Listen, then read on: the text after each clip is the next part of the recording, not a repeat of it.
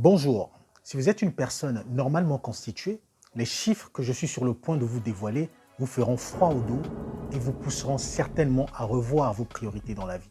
En général, il est recommandé de dormir 8 heures du temps par jour pour être en bonne santé. Mais ce qu'on ne nous dit pas, c'est qu'en dormant pendant 8 heures du temps, tous les jours, nous consacrons près de 24 ans de notre vie couchés à ne rien faire. Mais c'est uniquement si nous avons la grâce de vivre jusqu'à 72 ans sur Terre. En sus, on nous dit qu'il faut travailler pour prendre soin de soi et de sa famille.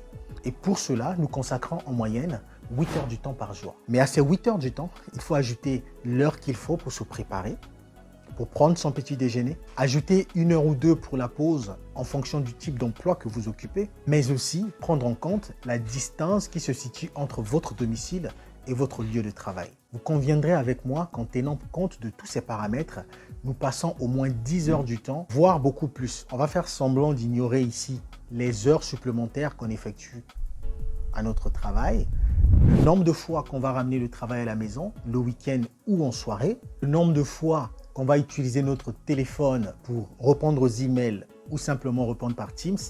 Tous ces éléments sont tels que nous sommes bien au-delà même des 10 heures conventionnelles dont il est question. Admettons que nous ne passions que 10 heures du temps à notre travail et que nous travaillons 5 à 6 jours par semaine. C'est plus de 25 ans de notre vie qui y passent. Encore une fois de plus, cela n'est possible que si nous avons la grâce de vivre jusqu'à 72 ans au moins. Mais si jusqu'ici vous ne comprenez pas grand-chose de tout ce dont il est question en ce moment, je vais le faire simple. Sur 24 heures de notre journée, si nous devons passer 8 heures du temps au lit, 10 heures du temps au travail, il ne reste que 6 heures du temps dans la journée. Ensuite, il faudra penser aux enfants, à son conjoint ou sa conjointe, penser au nombre d'heures que nous passons sur des réseaux sociaux, sur Internet de manière globale, le nombre d'heures qu'on va passer devant la télévision, le nombre d'heures qu'on passera à discuter avec des proches suite aux appels téléphoniques et que sais-je encore. Tout ça cumulé, ça fait beaucoup. C'est pour cette raison que pouvait affirmer Sénèque le stoïcien. Quand vous arriverez à la fin, vous comprendrez que vous avez été trop occupé à ne rien faire. Qu'on se réveille un matin et on se rend compte qu'on devient vieux, qu'on n'a plus suffisamment le temps de faire ce qui était réellement important à nos yeux, ce qui avait de la valeur pour notre vie, pour notre existence. Tout ceci pour dire que le temps est l'atout le plus précieux qu'un être humain puisse avoir. Et malheureusement, nous gaspillons notre temps à faire autre chose que ce qui a réellement de la valeur à nos yeux. Même ce qui explique le fait que la plupart des personnes vont à la retraite légèrement avariées, car ils ont passé plus de temps à s'occuper d'autres personnes que de penser à elles-mêmes. Les heures que nous passons au travail sont en principe les meilleures heures de la journée, les heures pendant lesquelles nous sommes en forme. Mais nous passons ces heures au travail, à travailler pour un patron qui d'ailleurs n'est souvent pas reconnaissant de l'effort que nous fournissons, car ne dira-t-il pas que vous êtes payé pour faire ce travail? Mais au-delà de tout ce que l'on peut dire, nous avons tous 24 heures dans la journée. Ce qui est bizarre, c'est qu'il y a certaines personnes qui arrivent à sortir du lot. Ils semblent être partout et en même temps à la fois. C'est des personnes qui arrivent à faire plusieurs choses au point de nous surprendre dans leur vie. La vraie question qu'on va se poser par rapport à cette réalité, quel est leur secret? Après plusieurs réflexions et après plusieurs recherches sur cette question, je suis arrivé à la conclusion suivante. La première chose à faire pour avoir une meilleure gestion de temps, c'est d'arrêter de trop dormir. Ça semble être étrange de dire une telle chose, de confirmer une telle allégation, mais c'est la réalité. Il n'existe pas de durée optimale de sommeil qui convienne à tout le monde. En d'autres termes, la théorie selon laquelle il faut dormir 8 heures du temps par jour n'est pas valable pour tout le monde. Que l'on soit petit dormeur ou gros dormeur, peu importe. L'essentiel dans tout ça, c'est de pouvoir dormir et se réveiller en pleine forme. Si cela vous demande de passer 5 heures du temps à dormir et de vous réveiller en pleine forme, c'est ce qu'il vous faut en fait. Le principal, c'est de ne pas souffrir de somnolence pendant la journée. Plusieurs études ont démontré que la durée moyenne nécessaire pour récupérer varie d'une personne à une autre. Deuxièmement, il faut établir des priorités.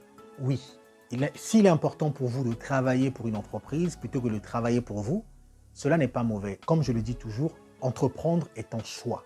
Tout le monde n'est pas appelé à devenir entrepreneur. Mais si pour vous, c'est nécessaire de travailler pour une entreprise, il faut savoir définir les priorités, définir les tâches qui sont importantes et urgentes. Cela revient à dire qu'il faut classer son travail, ses tâches par ordre de priorité. Et pour ce faire, il est important d'avoir une to-do list.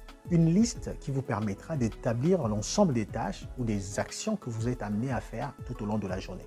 Qu'il s'agisse d'un appel téléphonique que vous passerez à quelqu'un, qu'il s'agisse de votre travail au quotidien, il s'agisse de votre emploi du temps personnel, c'est important de tout noter et pourquoi pas de chronométrer. C'est-à-dire que je consacrerai en moyenne 20 minutes pour telle tâche, 30 minutes pour celle-ci. Bon, certes, on ne va pas forcément être amené à respecter ces délais de manière stricte, mais c'est important de le faire car cela vous pousse à analyser votre journée et à réduire au maximum les tâches chronophages. Quand vous arrivez en entreprise, il y a des personnes qui sont tout le temps stressées et qui semblent avoir toujours plus de travail que les autres.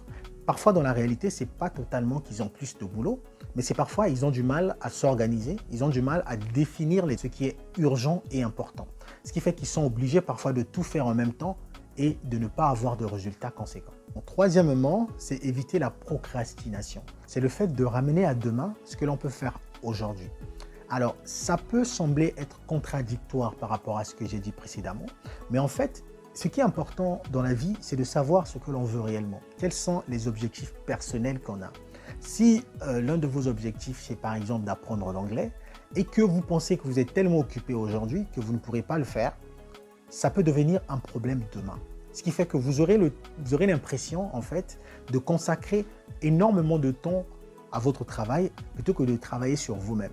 Donc ce qui fait que précédemment, vous définissez ce qui est important et ce qui est urgent. Si apprendre l'anglais fait partie des choses importantes, ça veut dire qu'il faut définir une échéance qui vous permettrait de pouvoir le faire. Et trouver un temps dans la journée qui vous permettra justement, en plus de votre travail, de faire des cours d'anglais. Et pour ce faire, vous pouvez par exemple utiliser votre temps de pause qui généralement varie entre 1 heure ou 2 pour vous former ou pour vous informer, pour vous transformer.